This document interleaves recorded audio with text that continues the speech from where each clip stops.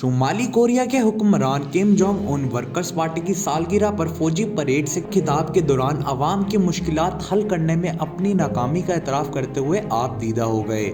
आलमी खबर रसा इदारे के मुताबिक हुक्मरान जमात की मुनासबत से मुल्क भर में खसूसी तकारीर का इनेकाद किया जा रहा है। इस हवाले से एक तकरीब में फौजी परेड से दौरान किम जोंग उन अवाम के मेयार ज़िंदगी बेहतर ना कर पाने का एतराफ़ करते हुए रो पड़े। शुमाली कोरिया के सरबराह किम जोंग उन ने कहा कि अवाम के मुझ पर आसमान की तरह बुलंद और समंदर जितना गहरा एतमाद है, लेकिन मैं इन्हें इत्मीनान बख्श ज़िंदगी गुजारने की सहूलियात फराम करने में नाकाम हो गया हूँ।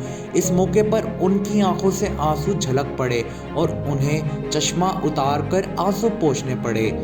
किम जोंग उन ने वबा के हंगामा खेज दौर में मुल्क की बेहतर रहनुमाई ना करने पर नाकामी पर भी माफ़ी मांगी।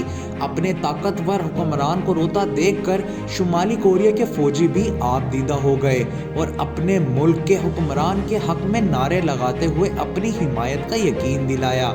किम जोंग उन ने अपने दादा और वालिद का हवाला देते हुए कहा कि अगरचा मुझे मुल्क की जिम्मेदारी सौंपी गई, लेकिन मेरी तमाम कोशिशें और इखलास अवाम की मुश्किलात से निजात दिलाने के लिए नाकाम रही। याद रहे कि शुमाली कोरिया को इस वक्त शदीद आलमी दबाव का सामना है।